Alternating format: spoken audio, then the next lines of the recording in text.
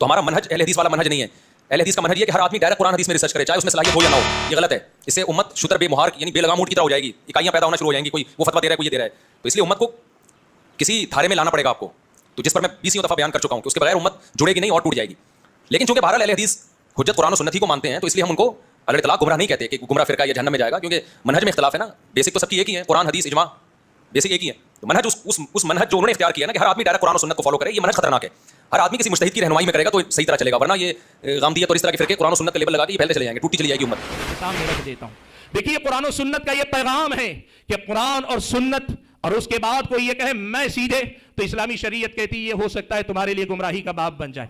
ہماری دعوت بہت صاف ہے کہ ہم یہ بات کرتے ہیں کہ علم, علماء کے علم سے استفادہ کریں, فقہا کی فقہ سے استفادہ کریں, علماء مجتہدین کی اجتہادات سے بھرپور استفادہ کریں. ان سے بے نیاز ہو کر اگر کوئی آدمی یہ کہتا ہے کہ میں قرآن و سنت اپنی سطح پر اپنی صلاحیت کے مطابق خود سمجھ کر خود ہی عمل کر لوں گا. شیخ البانی رحمۃ اللہ علیہ جو عمل بالکتاب و سنہ کی دعوت کے اس دور کے بڑے نمایاں داعی مبلغ شیخ محدث العصر شیخ البانی رحمۃ اللہ علیہ نے اپنے دروس میں ایک جگہ پہ کہا کہ اگر کوئی یہ سمجھتا ہے کہ ہماری اتباع کتاب و سنت کی یہ دعوت, اس کا مطلب یہ ہے کہ ہم کل من حب ودب, ہر ایرے غیرے سے یہ کہہ رہے ہیں کہ آؤ قرآن لو تم ہی پڑھ لو تم ہی سمجھ جاؤ, حدیث لو تم ہی پڑھ لو تم ہی سمجھ جاؤ, یہ ہماری دعوت ہے. اگر کوئی ایسا سمجھتا ہے تو ایسا سمجھنے والا اگر ہم میں سے یعنی جو خود اس دعوت سے جڑا ہوا وہ اگر اپنے آپ کو یہ کہہ رہا ہے تو فہو جاہل, وہ جاہل ہے جو ہماری اپنی دعوت کی حقیقت کو نہیں سمجھتا ہے.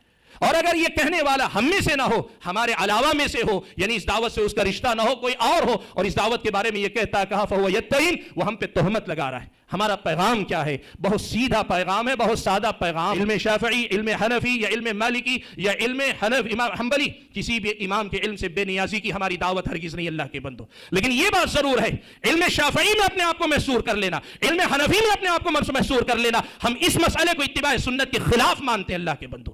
فرق یہاں ہے, امام شافعی ہو, امام مالک ہو, امام احمد بن حنبل ہو, یا دیگر علماء کرام ہو, اسحاق بن راہوے ہو, اوزاعی ہو, سفیان بن عیینہ ہو, محدثین فقہا کی ساری جمع محترم ہے. اللہ کے فضل و کرم کے بعد یہی تو وہ روشنی کے منارے ہیں جن کی روشنی میں ہم اور آپ آگے بڑھنے کی کوشش کرتے ہیں. یہی بات امام احمد بن حنبل رحمۃ اللہ علیہ نے سمجھائی, اپنے شاگردوں کو سمجھاتے ہوئے کہا لا تقلدنی ولا مالکا ولا الشافعی ولا الاوزاعی ولا الثوری, کہا میری تقلید نہ کرو, امام مالک کی تقلید مت کرو, امام شافعی کی تقلید مت کرو, امام اوزاعی کی تقلید مت کرو, امام سفیان ثوری کی تقلید مت کرو. وخذ العلم من حيث اخذوا, وہ جو ہاں سے علم لیتے تھے وہاں سے لینے کی بات کرو.